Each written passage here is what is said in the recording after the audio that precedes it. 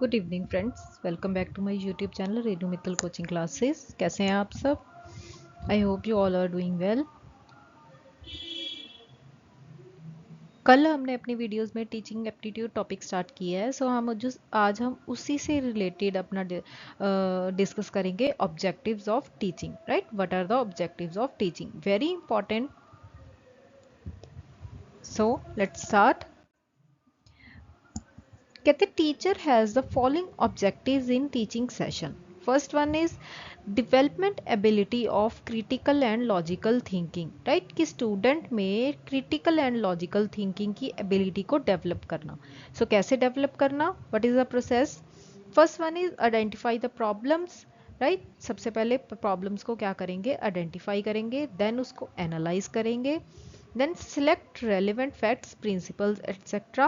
then establish relationship, कि उन facts and principles में रिलेशनशिप इस्टेब्लिश करेंगे, then advance arguments in support of और against an issue, then draw inferences and conclusions, and then last one is verify the inferences, की उन inferences को क्या करेंगे? वेरीफाई करेंगे। Right, so next one is development of knowledge. Knowledge को develop करना।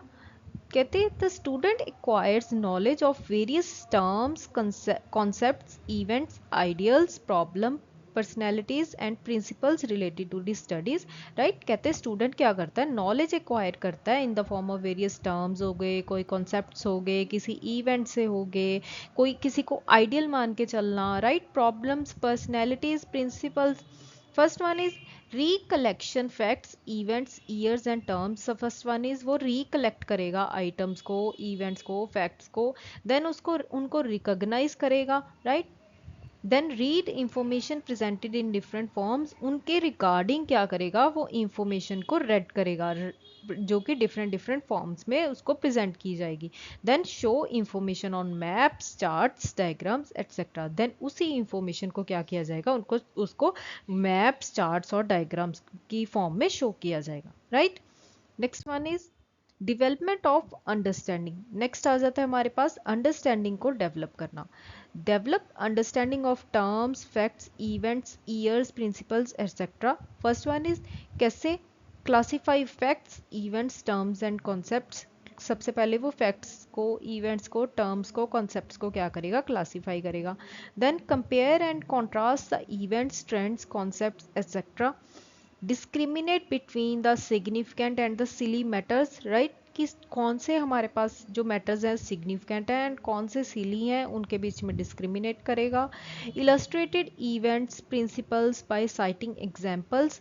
Right, identify relationship between causes and effects, जो भी कॉजेज एंड इफेक्ट्स होंगे उनके बीच में रिलेशनशिप को आइडेंटिफाई करेगा।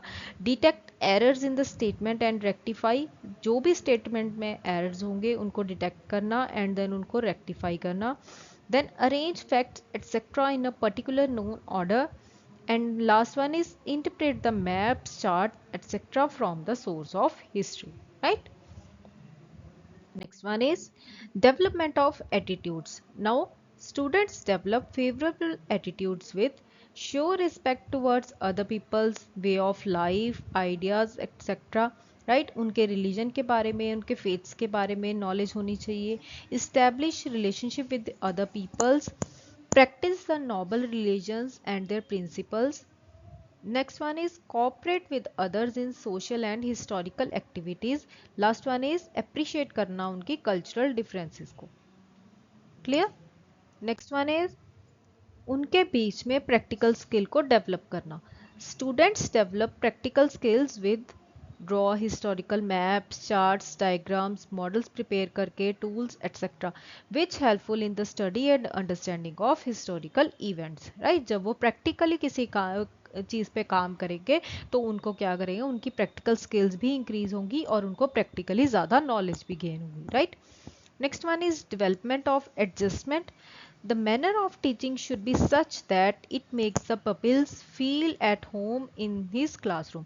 जो भी pupils हैं उनको कहते हैं घर जैसा फील होना चाहिए। जो टीचिंग का मैनर है इस तरह से होना चाहिए कि उनको हर चीज़ क्या है?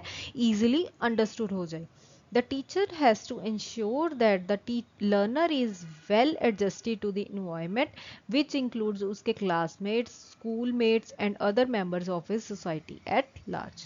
Right so this is the responsibility of the teacher कि जो स्टूडेंट है वो अपने एडजस्ट सॉरी एनवायरनमेंट में इस तरह एडजस्ट होना चाहिए कि सो दैट कि उसकी नॉलेज भी इंक्रीज हो सो एंड ऑल्सो कि वो अपने स्टूडेंट से अपने स्कूलमेट से अपने क्लासरूम में वो क्या कर सके एक ऐसा इन्वायरमेंट क्रिएट करे टीचर कि वो अपने घर जैसा फील करे right next one is achievement of values moral values cultural values spiritual values of students are developed by best teaching methodology which express emphatically point out that certain basic values like respect for others responsibility solidarity creativity, integrity must be fostered in students. Emphasis should be given in educating good qualities like उनमें cooperation होना चाहिए, goodwill अच्छी होनी चाहिए, forgiveness होनी चाहिए, tolerance होनी चाहिए, honesty होनी चाहिए, patience होना चाहिए, etc.